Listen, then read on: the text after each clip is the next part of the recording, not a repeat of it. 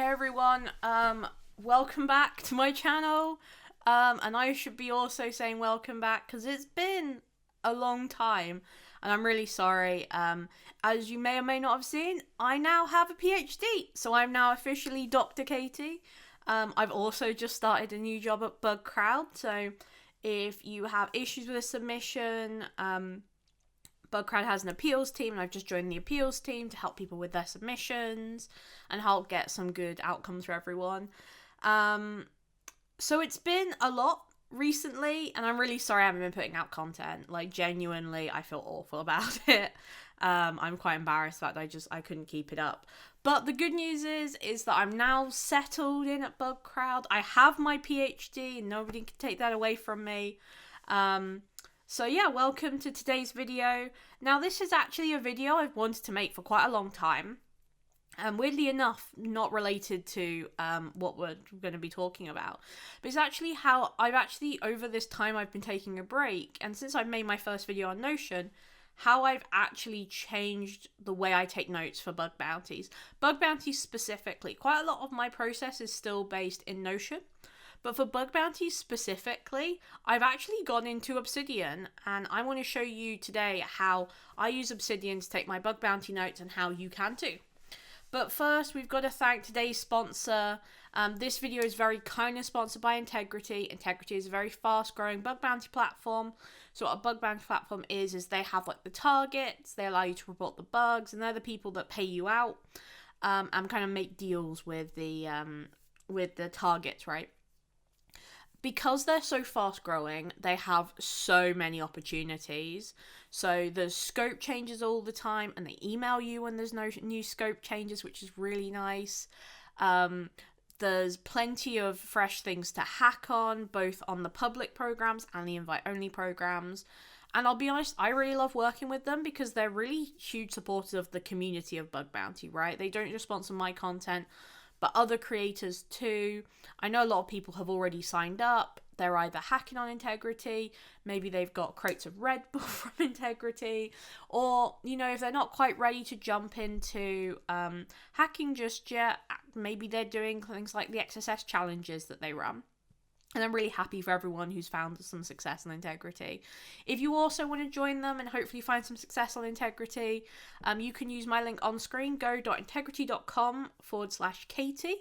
That's go.intigriti.com. It's on screen, it's in the video description. Let's talk about note-taking. So, speaking of bug bounty community, a few weeks ago while I was on my break, I did the note-taking Thunderdome. So when I was finishing off my PhD, very stressed, and teaching at the same time, I was like, you know, what note-taking applications do you use? And I got like a ton of response, and I was like, you know what? We need a Thunderdome. So I created this bracketed tournament where we would pit note-taking applications against each other, and I'd run a poll every single day. And whoever won would go forward. So we had 4 rounds. We had round 1, round 2, then we had the semi-finals and the finals, and people had opinions in the best way. Like, it was so cool to see people talking about, you know, which note applications they liked and why, and what they thought was great and what they thought worked really well for them. There was a lot of love for Vim. People really loved Vim, so it was really great to actually to see that all come together. But I know what you're thinking. So who won? So the results were as followed. So Vim took home bronze. It narrowly lost in the semi-finals against Obsidian, unfortunately, and it faced off against Sublime, and it did win against Sublime. A lot of love and support went out to Vim, so I'm sure the competitor will be very happy with how they did in the end.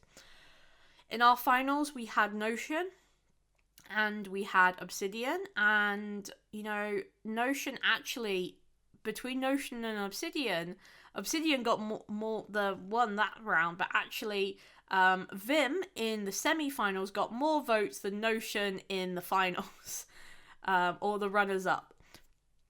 So the winner overall was then Obsidian. So Obsidian was voted in my really informal poll, people's favourite note-taking applications, and especially for bug bounty. But here's the question. Why? Why was it voted the best? Why do people love Obsidian so much? And this is what I'm going to show you today. So I'm going to talk about why people love Obsidian so much. I'm going to talk about the features of Obsidian. I'm going to show you, a little bit about it. But I'm also going to talk to you about a note-taking methodology that if you have no idea where to start taking notes and you just want to, you need to take notes, you don't know how to start. So let's talk about it. So Obsidian is based on Markdown. So what Markdown is this kind of set of rules which turns plain text into something more visual. So you can kind of write in code, and then, when it gets kind of mashed together, it then has like a heading, or text is bold or italic or in quotes, or it's lists. And you might already know what Markdown is because it's used across the industry to write bug bounty reports. So HackerOne use it, Bugcrowd use it. And what you can kind of see from that is you get all of this cool functionality to view this, but actually you're not linked to an editor with it. You can get Markdown editors for most major IDEs. You can get it like standalone Markdown editors. You can get editors. You can write Markdown in Notepad, in Vim, in whatever, right? So what this means for Obsidian and why a lot of people really like it is, as much as Obsidian is a thing you can use to write your notes in, you actually don't need to. You can use all of the features of Obsidian, but write all of your notes in something you already use. You can use any editor, you can save them in any cloud surface, you can encrypt them if you want. Your notes are kept in plain text. However, if you want to use that kind of expanded interface that Obsidian gives you, you can. And with that, Obsidian kind of becomes an IDE. Rather than being a note-taking app, it's kind of like a note-taking IDE. You don't have to use Obsidian to edit files. You can edit files in whatever. But Obsidian has some really cool features that I think are worth using that basically no other note-taking app has. So if you do choose to use Obsidian kind of on its own, you can do things like split windows. You can see a preview versus a note you can edit, right? You can set that up so on one side you have the note, on the other side you have the preview. By default, Obsidian is so great for like dealing with the kind of stuff you expect code editors to deal with, right? But let me tell you about my favorite feature, the graph. So one thing that's really important when you take notes is to be able to understand how your notes relate to one another. And with this, one of my favorite features of Obsidian is to visualize the connections between notes. So I'll go on more detail about how to use this and how to use this to your advantage. But you can see here, I've got something on personal tutoring, which relates to CPD, continued professional development, as well as to personal tutoring as a topic. I have a topic over here called organization, and you can see here I've got links to all these notes that are all related to organization, but only 3 of them are related to note-taking. Up here I've got like experimental data and research data. So the way it does this is it basically uses links and backlinks and tags. So each of these are a tag. Again, I'll talk more about that in a second. And then each of these have either a link or a backlink to each other. So if I look at, say, I don't know, this one here, this general topics and intro, that might be a connection from general topics that has a link to intro, or it might be an intro has a link to general topics as a kind of like index, right? And here you can see on like any note, you can see what the linked, unlinked mentions are and see how things are related. So as your notes grow, this graph grows, and people have like amazing graphs. And the really cool thing about when you look at people's graphs is the way people think is quite obvious. Some people end up with these constellations, right? As they have notes relating to certain topics that kind of all come together. Some people have one big graph, right? And their notes from all over the place kind of all come together in like central themes. Some people have a lot of standalone notes, but it's really great for visualizing what you know. And the way I like to think about it is kind of like your brain. Your brain makes random connections between things. Your notes should be able to do that too. And actually having them visually in front of you means you can be inspired by your notes. So the next really cool feature I like is plugins. So Obsidian has a both of community created and optional features called plugins. So super customizable. Like Obsidian is really, really good at being customizable. Like one of the cool features by default, which is turned off, but you can turn it on, is actually Vim style key bindings. So you can, if you're used to Vim, you can write as if you were using Vim. But there's also things like, maybe you don't want to see the files that's in your notebook, so you can turn that off. Maybe you don't want to be able to switch between things really easily. Maybe you don't care about searching. You can just switch off what you don't need. And that's what I really like about the way they've just designed this. That it's really like, do you want Vim key bindings? Do you want Emacs key bindings? Do you want to convert to an HTML? Do you want to have line wrap on? They pretty much give you whatever you want to do with it. Like, by default, it's super customizable. But even more plugins are available created by the community. So not just you limited to what the developers have created. Oh, no. You can do, like, a bunch of things created by the community, which include, like, bigger graphs, better control over your graphs. You've got ones that improve tagging functionality, ones that allow you to use templates, one that allows you to see backlinks, ones that allow you to see improved tables and have kind of Excel style tables in there. Like, the plugins are incredible, and there's so many. Like, I really can't stress enough like how many plugins there are. You'll definitely find a way to customize Obsidian to be the way you like it. And one thing I think is really important to talk about is cloud or no cloud. It's your choice. So you can have multiple vaults, which are these collections of notes. It's their term for like a notebook. They are stored locally on your file system. If you want, you can upload that to the cloud. You can see here that I've got one here that's in my GitHub. That's being put into Git, and one over here that's going into OneDrive, which then goes up to the cloud. You can upload these to the cloud, and that can also be your own personal cloud. You could put that on like a NAS. You can put that onto Git to implement version control. You can put it on like a portable hard drive or a USB stick, maybe take that everywhere. You can encrypt it. You can not encrypt it. You have like so many choices because again, they're just plain files. So, they also provide Obsidian Sync where you can pay for their cloud service for a small fee.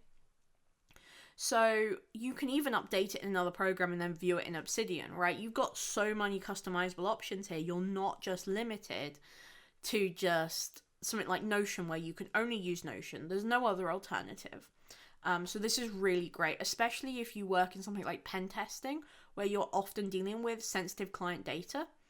You know for a fact that's not going anywhere untrusted by you, right? Really, really cool. And the other thing that I really liked, and I didn't even know until I made the note-taking Thunderdome, Obsidian was only actually created by 2 people. It's like a passion project for them. For them, they're like really big on note-taking, and they really wanted to create the kind of personal knowledge base, your second brain, an IDE for your notes. It's not trying to tell you how to do things. It's trying to help you navigate through them. And I think that's really cool. I think it's a really cool mission. And they really do listen to their community and they really want to improve Obsidian as much as they can. They're super active on social media. They're really clear of what their vision is. And seriously, the developers seem so nice. Okay. I've probably convinced you at this point that Obsidian is cool, but how do we actually use it to take better notes? How can we use Obsidian to our advantage? And what can we do uniquely in Obsidian that we can't do in something like Notion? So, I've said this before, but really when we do in Bug Bounty, we have 2 types of notes. The first is kind of our knowledge base. This is where we take notes on things we've read, things we've watched, things we've listened to, but also consolidate notes. You might have a note that's full of WAF bypasses and what specific WAF they bypass. You might have a note full of disclosed reports that you want to read. you might, sit down and read like something like the Apple hacking document that's very, very long, and just want to read through it and see what you can glean from it. We also have notes where we consolidate different notes. So we'll put things that are related together. Kind of makes sense, but if you watch this video on note-taking, you watch the Notion video on note-taking, and you maybe watch some other YouTubers' videos on note-taking, by the end, you'll have quite a lot of notes on note-taking. So how do you consolidate them, and how do you actually get that useful information? Then we have notes on a target. So what we're really trying to capture with that is like what we found, what we can investigate next, what the next stage is in our hunting, how we're going to take advantage of our notes. But also, even if we never go back to that particular target, capturing your thoughts can really help when it comes to the next target, right? So you might get inspired by your notes. You might find, oh, actually, that note wasn't very helpful. But they can kind of spark your thinking. So really, today I'm talking about the knowledge-based notes, not about notes on a target, though I will probably also make that video on how I take notes on a target. We're really trying to curate our little, like, wiki, personal wiki, that's just for us, or maybe just us and a few friends, so we can really create very, very good, useful knowledge base. So if we ever in a position where we're like, I think this is vulnerable to XSS, how do I hunt for that? We're never in a position where like, I have no idea. Because we never want to put ourselves in the position when we're hunting that we are essentially like, we've just missed out on something and we're just not looking correctly, right? We never want to be in that position. We always want to be, when we're hunting, not missing stuff in plain sight. And that's why I always recommend going for like bugs that are slightly more difficult, even if you're a beginner, because you want to be picking up like a few signs of bugs. Okay, so with that, I hope I've convinced you that we really want to create a knowledge base. But how do we do that? Well, this is actually something that's not new at all, I should say. This is not new. This is not even me mentioning it. This actually came from my community who recommended this. And a ton of people have recommended this, which is called a Zettelkasten. So Zettelkasten is a methodology for note-taking.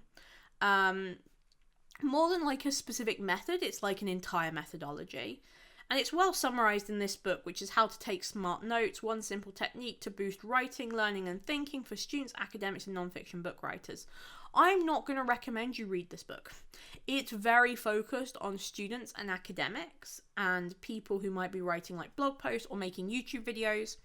But I read it, and I'm going to pull out, I think, for you, some of the really relevant stuff to bug bounty specifically.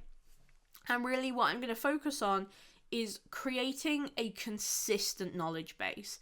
So something where you don't have to think about where a note goes. You can just write a note and then you can find it when you need it. So you're not in that weird position where you're like, I don't know where my notes are. So what is Zettelkasten? So Zettelkasten was created by an academic in ye olden days, and it means slip box or note box. And the idea is this academic would write on a small index card, so that's like an A6 card. They look about this size, you can see in here. This is an index card. And they're fairly small. And the idea is you write on that with a single idea. If the idea is too long, you break it up into other notes. If you can't explain it on like a single side of A6, you have to carry on writing these other notes. And notes exist in this slip box, and they exist like spatially in the slip box. So notes can be moved around, they can be taken out, they can be reorganized, etc., etc. And the guy who created this was very successful. He wrote loads of books in many, many different fields. So why did this work for him? Like, why was it good? Well, what ended up happening with these notes is they formed this hierarchical structure. So he'd start with a note that he'd number 22. And then when he wanted to expand on that, he'd make another note, 22A. He'd then, on 22A, link it to a completely different note, like 133B. Or he'd expand on that again and make 22A1 and 22A2. And then he'd go, actually, 22A is no good, so I'll make 22B and again build this up. So it kind of ends up looking like a tree structure. So when the notes were kind of arranged like spatially, so they were arranged one after the other, he could kind of flip through it and get an idea of what the idea was very easily. And essentially when it came to using it, this would be the initial like route in, and he'd be able to kind of use that as kind of like a map to find out what he was thinking about this particular topic. And again, this 22 here is a single idea. So you kind of have this like hierarchical structure, which means related notes could quite easily be found. And I think this is a really good representation of this system just in general. Information is knowing these things exist, but knowledge is being able to make those connections. So connections and being able to connect your knowledge together is really, really important. And it can lead you to become better at like things like studying, right? If you can realize how little ideas connect to each other, you will become a better bug bounty hunter. But it had a limitation. And really, because notes could only be organized easily spatially, it kind of led to linear thoughts. Because think about it, if you've got note 22, and you're like, okay, the one behind it is 22A, and then we've got 22A1 and A2, even if we want to link to 33B, that might be in a completely different one of these note boxes, right? So you could flip through it, yeah, and that was really helpful, but as soon as you start to have linking, you end up with quite linear thoughts. Now, he tried to mitigate this, and primarily the way you mitigate it is by kind of making it easier to find those links. It will never be able to match the power we have with digital versions. Like, digital versions are just incredible. We can organize notes more easily. We can organize ideas not just by like linearly, but also by topic. We can link ideas really easily. We can like flip through them really easily. So digital methods for Zettelkastens, like the two main ones are Obsidian and Rome. And that's really what they try and mitigate, is this idea of being able to find these connections. Because if we actually look at people who create Zettelkastens in these visualizations, we can see that there's a lot of connections there, and that may not be visible in a physical Zettelkasten in the same way. So, what we do essentially is create interconnected graphs of knowledge. The nodes aren't that important as the connections between them. And that sounds kind of weird because we're like, but our nodes are really important. What's really important is you can go from a note, let's say you're hacking something, right? And let's say you've tried a stored XSS and it didn't work. You want to be able to go and say, okay, did it not work because there's a WAF in place? In which case you want to go through your notes on WAF bypasses. Did it not work because for another reason? For example, maybe, it's just not being reflected, in which case we want to be able to easily jump to our blind XSS notes. And we really want to have this kind of setup where we can be like, okay, where can I jump to next? I'm stuck. Where do I go next? And you might have heard of this idea of second brain. The concept is similar. Second brain probably isn't all that useful for bug bounty specifically. But essentially what we're creating there is a knowledge base. We're creating our own wiki. And when it comes to like second brain, so second brain, the idea is that to better remember things, you want to put everything into a single place, no matter where it comes from, right? Whether it's handwritten, whether it's text, whether it's from books, whether it's from documents, web pages, what have you. We want to make sure that all goes into the same place so we can all process it. So second brain is kind of similar in that way. We're often putting everything in one place, and then we are figuring out the connections between all those ideas are. Second brain tends to be more thematic.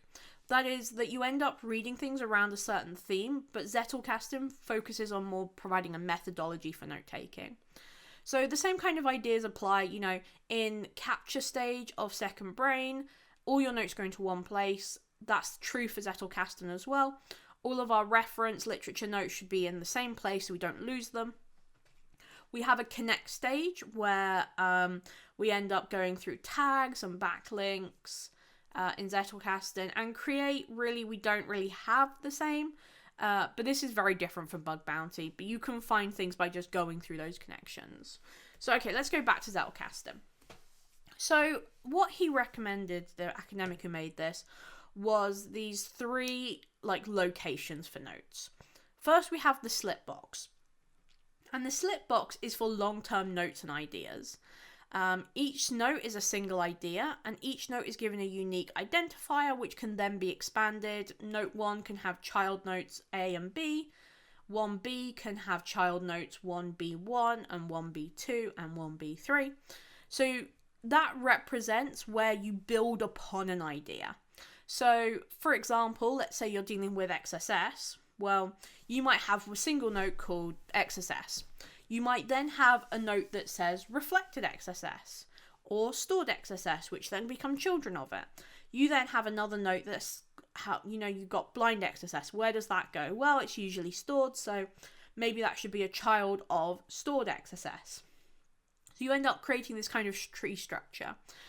But the best way to think about it is these are not notes you write as you read, watch, and listen. This is when you kind of reflect upon what you've read, watched, and listened to. It's not something you do at the same time. Because what you do at the same time is you write reference notes. So when you read something, watch something, listen to it, you store all of the information you need to find it again. So the URL, the author, if it's a book, the title. So you can read it later to kind of, maybe you want to get returned to it. They can vary in detail. They can be as short as a few sentences or as long as several pages, right? They can be very detailed or very vague. And sometimes, you don't need a bunch of space to write about something. If you've already, say, read it and you kind of already remember it, you don't need to go into detail. So you might flip through all your reference notes that are about XSS and then use that to create your slipbox note, which kind of goes into detail about how XSS works. Slipbox is your original thoughts. Reference notes are your notes when you watch something. So if you're listening to me now and you're like, I want to take notes on this, this is a reference note. The slipbox would be you watching 3 other videos and coming to an idea about what you think good note taking looks like. So then we have the inbox. Now, you'll quite often have people talking to you that say, oh, can you do this? And remember to do that. I mean, I'm just looking in front of my desk right now, and I have 1, 2, 3, 4 stacks of Post-it notes, which are all stuck to my monitor with magnets, or my monitor stand with magnets. And I think in total, what's that stack got? 3 on it. This stack has 5 on it. This stack has 1 and that stack has 1. So I have a ton of Post-it notes. And what I end up doing is, jotting something down really quickly when I'm in a call, for example. Or saying, oh, I must remember that. And that then goes in your inbox. At kind of the end of the day or at periodic points through the day, you'll then go through that and kind of decide what to do. You might say, this is actually garbage, just get rid of it. It was just random notes. You might want to then put that into a slip box. So maybe it goes straight into a slip box because it's something someone's told you and you don't have a thing to reference. You just have the information they've given you. Maybe it's a to-do list. So once the to-do list is completed, that's it. It can go. So those are the 3 locations. So I want to go into them in a bit more detail. So what does a slip box note looks like? So the first thing you have is a title. So you will always title your notes because it's good. It's good to be able to find them again. You have a summary of 1 to 2 sentences. We want to make sure our summaries are short because we don't want to be in a position where this is a paragraph long, this is not a summary. We then have context, not tags. What do I mean by that? So when we have a tag, we're sorting things by topic. When we have a context, we're sorting it by when will I need this again? In what situation do I need to be able to find this? And that's kind of subtle because you might say something like this video comes under a tag like note-taking, but you also, when you want to contextually find it, you also want to find it when you're looking for information about how to take notes. The context is the same. When we talk about hacking notes, though, this is where the difference is subtle. but very, very important. We actually don't want to organize our XSS reports by, this is about XSS. That's not really helpful. We might want to instead say something like, this XSS had these kind of conditions. Maybe it was a WAF bypass, or like XSS WAF bypass, right? Because we're going to need it more in the situation where we need to bypass a WAF than just looking for generic XSS, right? So that's really important. When I talk about tags, I'm not talking about like Twitter hashtags. I'm talking about the context you need to find it again. We have related notes. So I have related to, see also, previous. So for related to, that's really like links. See also is siblings, and previous is then parents. That's just to kind of create that tree structure, even though it may not be that obvious. It means that I could probably go up a level or to the side and see. We have the body, so that's the core of the notes. We don't really want to go into tons of detail on these slipbox notes because we're not going to read it again then. So we want to keep it brief but detailed. We want to put it in a way where somebody could read this at a later date and kind of get the gist about what we were thinking. Then we have a link to any references. So this might be like another note. So for example, a video. This might be a like a reference note. This might be a URL. Sometimes you won't have any notes to put onto something. You just provide a reference as like, oh, here's proof that, this agrees with me, right? That's the slipbox note. You can also turn slipbox notes into projects if they belong together, and I blurred this out so you can't see it. That's on purpose. So essentially you can create subfolders, but still follow the slipbox format. Again, you still have like the header, the related to, the parents, etc. You may need to create an index to help you kind of make your way into projects, especially when you start to have really complex notes, but they're pretty straightforward. Index note will just have a title, an introduction, a list of notes, and it just to explain the project or idea. When you start having like really complex ones, maybe you include your notes in a target, you'll then start to use projects. Reference notes. So reference notes have a title, bibliographic information, and really what that means is not it has to be like a reference like you're at school or university. It has to be enough information that you'll be able to find this again. Context and tags, in what context will you need to find this again. The URL or formal academic reference if you're kind of going to use this for being a student. And then notes, your actual notes might be super detailed, might be vague, completely up to you, whatever works for you. They don't prescribe a format. Fleeting notes. So fleeting notes need to be super accessible and take little effort to use. You might find that actually you don't want to do this digitally. Maybe you want to use my post-it method. Maybe you want to kind of keep a notebook open at your desk at all times, whatever works for you. In Obsidian, a good way to do it is to use daily notes. And basically you can review it later, decide what to keep in a note or discard it. In this example, I put a bunch of URLs of things I want to read, whatever you need. It doesn't have to be a list of URLs. It doesn't have to be detailed. It could literally be like a few sentences, etc. So what does this process actually give you at the very end of things? Well, you end up with this interconnected web of notes. The more important ideas and information will have many connections. So you'll end up having some things that go to the top and that are really, really noticeable, and some things that just don't. That end up sinking to the bottom because you don't really read them and you don't really care about them.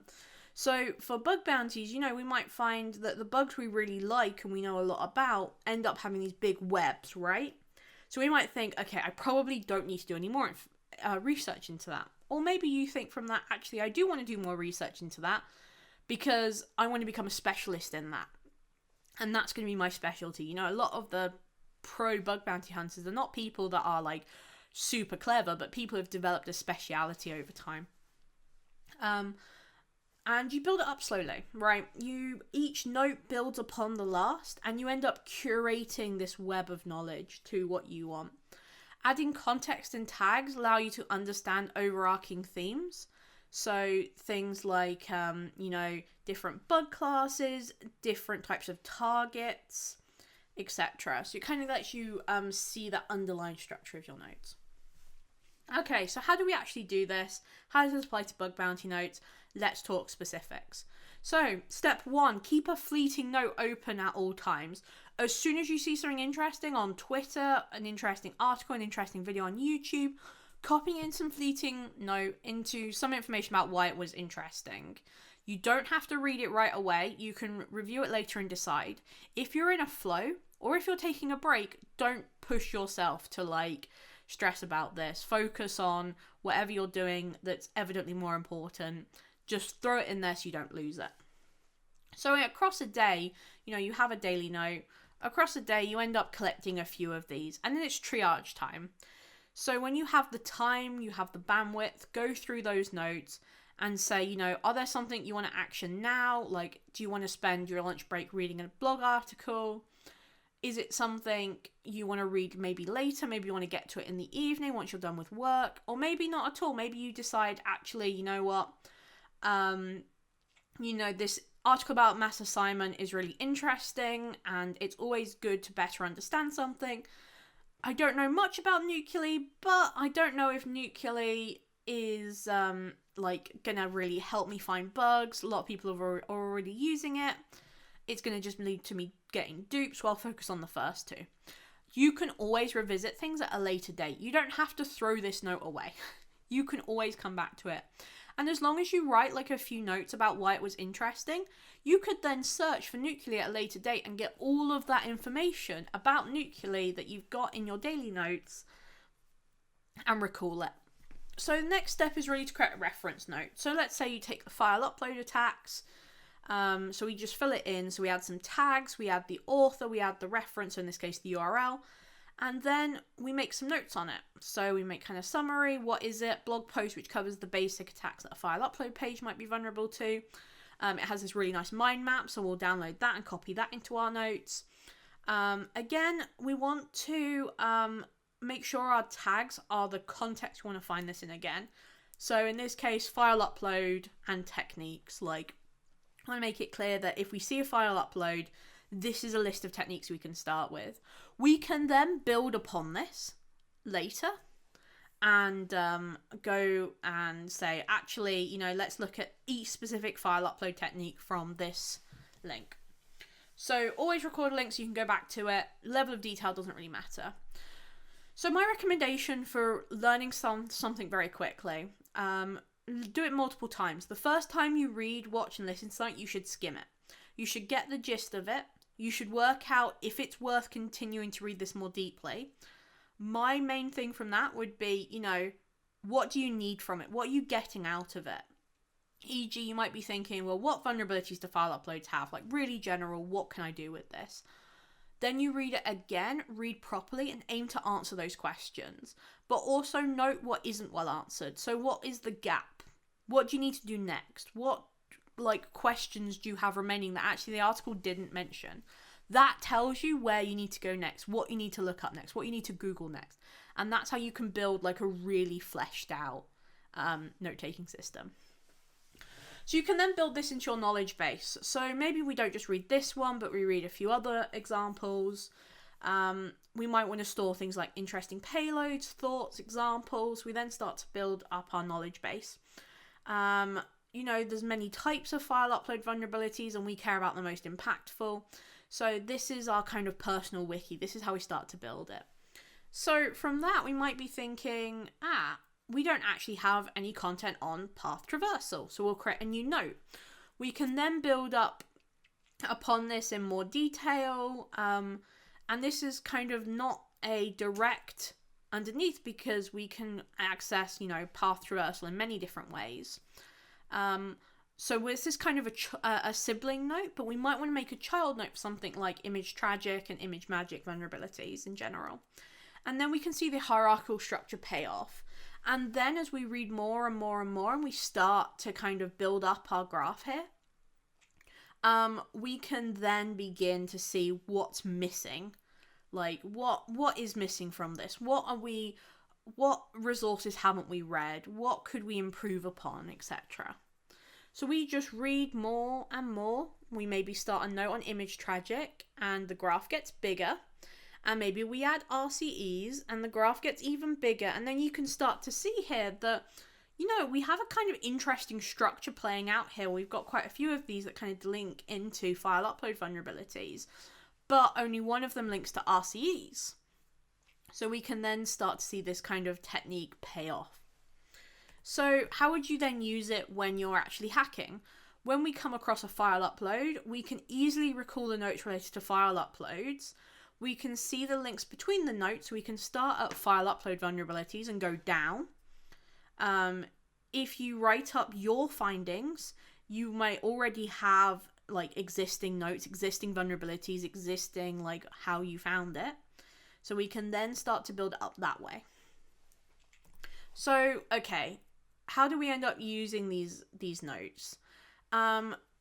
We then can go, oh yeah, here you go, back notes. We can then, you know, go and access these really easily and just go down this chain. Now, if you want to steal my setup, you absolutely can. I put it on GitHub for you. It will be linked in the video description, but it is called Bug Bounty Knowledgebase. I'm still working on mine. It's not perfect, but if you want to steal what's in this video, you absolutely can. You can take this, you can clone it, open it up in Obsidian, and it'll be done. You will need some plugins. So my recommended plugins are Templater, which allows you to have templates really easily. So when you start a note, you can have, you know, the templates you need. Zettelkasten Prefixer gives each Zettelkasten note a unique identifier. It's useful if you end up naming every note file uploads, you can tell them apart. Daily Notes, which gives you a button for fleeting notes, and you can also make it so when you start up Obsidian, it loads a daily note. Backlinks in Document, which just shows you backlinks at the bottom of the page, it just means less clicking. Tag Wrangler makes dealing with tags slightly easier, so you don't end up creating a ton of tags you use once or use like twice and then never again, and helps you kind of filter out tags and stuff like that. So with that, I'd like to thank you very, very much for watching. I know this has been a long time coming. I really appreciate your patience with everything. Like, genuinely, thank you very much. Thank you very much to Intigriti for sponsoring this content. I really don't take having an advertiser lightly on my channel. I genuinely think they do amazing things for the community. And it's really allowed me to make serious investments in this channel. Things like improving the audio, improving the editing. But also they do really great things for the hacking community. They're so active on social media. They're always replying to hackers. So please give them a lot of love from my community to theirs. You can sign up with my link on screen in the video description. And really my next thanks has to go out to my Patreon supporters. Now, I really want to say that my Patreon supporters have been, you know, kind of amazing over the last few weeks, because obviously I haven't been making content, but they're still supporting me. And yeah, it's incredible. So if you'd like to join them, you can sign up in my Patreon. It's in the video description. There are like different levels, and different levels give you different benefits, from getting videos like this one early to getting things like your name read out.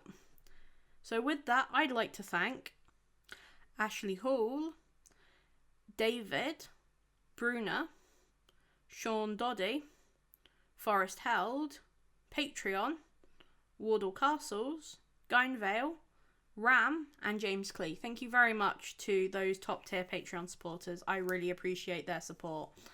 Genuinely amazing people. So thank you very much for watching, and I will see you next week. We're going back onto weekly content, I promise. I'll see you next week with a video all about automating IDOR.